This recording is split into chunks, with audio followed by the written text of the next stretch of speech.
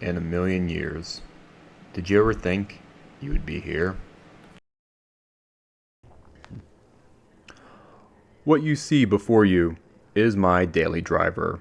This is a 2010 Mercedes-Benz E63 AMG, the pre-facelift W212 sedan. This is a tale about a hillbilly, the greatest car he ever touched, and their destinies intertwined.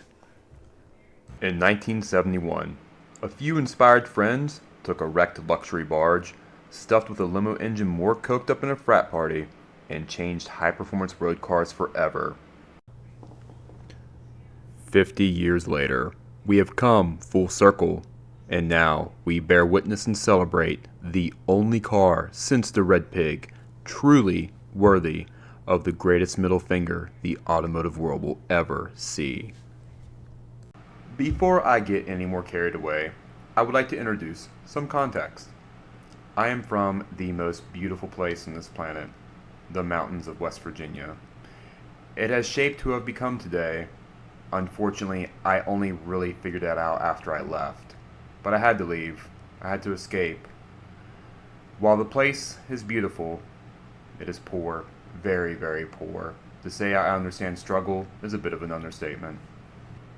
But there was many good things that the mountains did teach me. To never forget how hard I may need to work. To always be thankful for what I have, and to try to make the world a better place through love and kindness. Every evening, I do try to reflect and express gratitude, not just for the results of my hard work, but for the many, many visits from Lady Luck.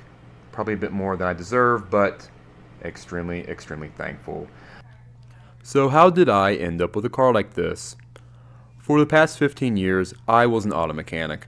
I have worked on just about everything, and just about every single car is a giant piece of shit. However, for the second half of my career, I was a Mercedes-Benz specialist. I found my way to an illustrious Mercedes-Benz shop in Orange County. 6 months in, a 2011 E63 came into my bay, just out of warranty, only a minor service. But it was that test drive afterwards that changed everything. Nothing drove like this car. I mean, absolutely nothing. And I just drove it up and down PCH. And nothing has since. The professional in me said it was possible for me to own one and not be in financial ruin. However, the same professional in me said I had to meet everything on the checklist. A one owner, well loved. It would be nice if the dealership selling the car sold the car originally to that customer. This would give it a higher likelihood of it being serviced at that same dealership. Major problems were addressed there, and at the very, very top of an added bonus, maybe the same technician worked on it the whole time. This left me with two options. One would be to just go out and buy an AMG for sale and pay that far above market value for its cream puff condition, or play the waiting game and hope that my knowledge and expertise could spot a cream puff all on my own. I thankfully got lucky with the latter. So everyone, please rise and let me formally introduce you to Dolly.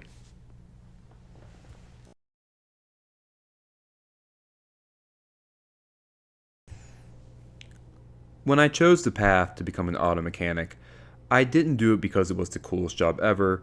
I did it for survival. I determined that it was the best chance to not starve to death and to keep a roof over my head.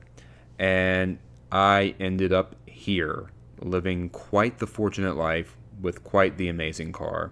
I am humbled. I feel so lucky to be here.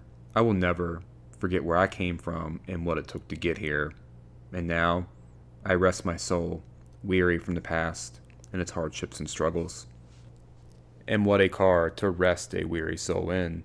Thankfully, the AMG variant of the W212 E-Class sacrificed nothing in the luxury department, including keeping the massaging seats. That 520 horsepower 6.2-liter V8 is godlike, worthy of the Hammer heritage. The suspension is magical. You would have no idea this thing weighed 4,000 pounds. But underneath all those fancy electronics is a formula that runs very thick in a hillbilly's blood. A sledgehammer swinging muscle car. But make no mistake, this monster is a powerful statement, not only about the past and present. This is marking history with an exclamation point. This is Pyromania. This is Good Apollo on Burning Star 4.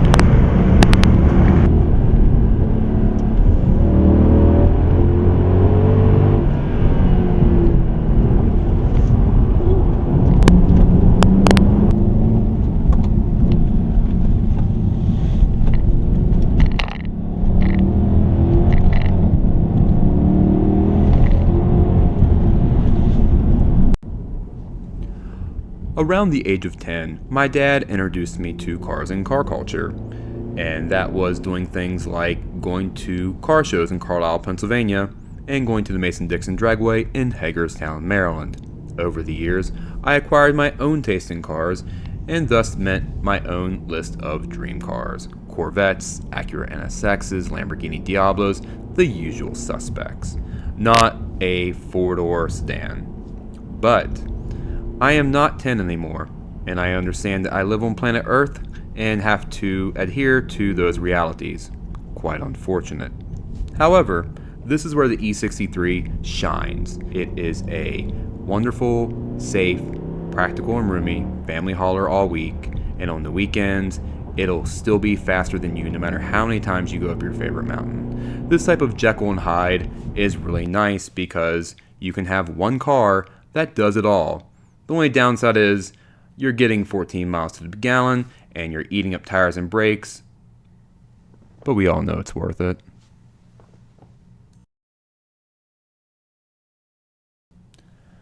And most people here, they're not looking forward to how this thing performs at 9:30 on a Tuesday morning, driving my kid to and from the park.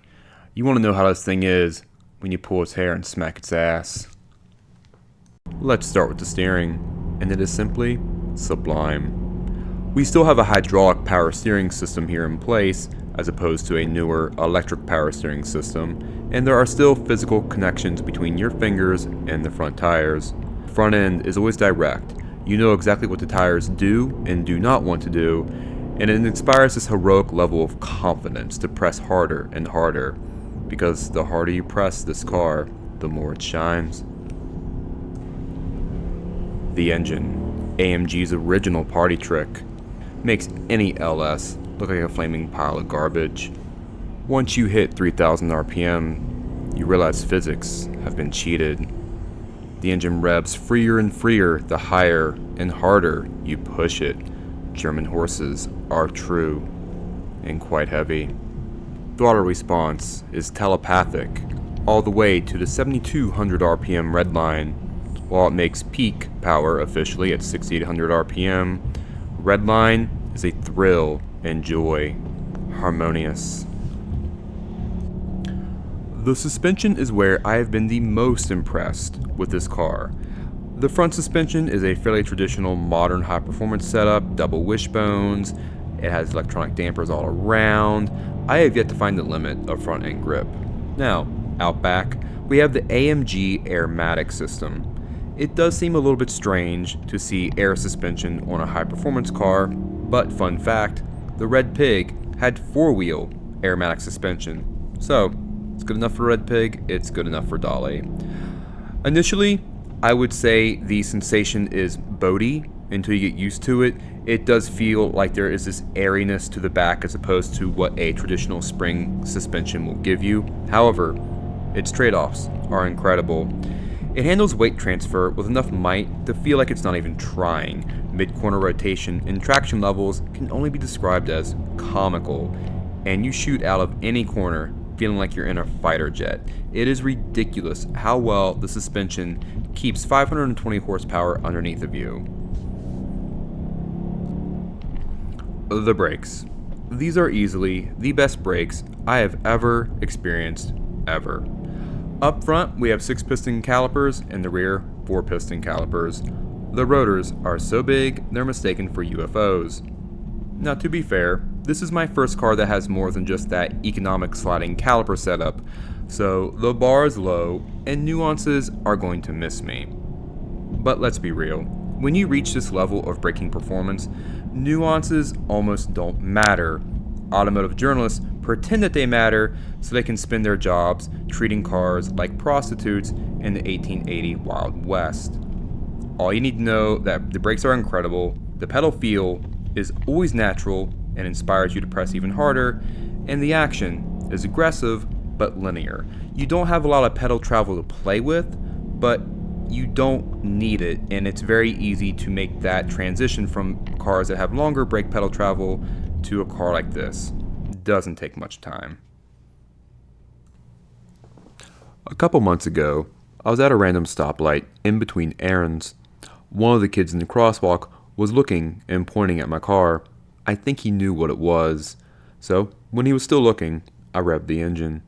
Not a tiny rev, but this thunderous crescendo to redline. It looked like it made his day. And it made mine too. I saw myself there. I remember being that kid in the crosswalk pointing at a nice car. The journeys in our lives are always more important and mean more than the finish line. It's those random little quests that also mean so much more than the end game.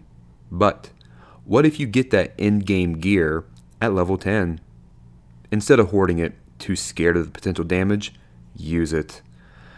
I've known quite a few people who have passed on while not enjoying their prized possessions, waiting for it to turn and transform into something else. Please don't wait. It's built like a tank, but in the context of 2021, Dolly is quite delicate, an endangered species. Like the days of the carburetor, large naturally aspirated V8s have been swiftly phased out. You can debate why, but that's beside the point. Things like this are gone forever, and what's out in the wild is all that'll ever be left. I may be a tree-hugging hillbilly, but my veins flow with high test. This ownership experience, though, has taken the form of historical curator, but this is more than just art, more than just a fast car, more than its badges. Cars are not meant to be parked for display, they were built to be driven. For this is like my favorite song, and if the record still works, I'll be damned if I ain't gonna play it over and over.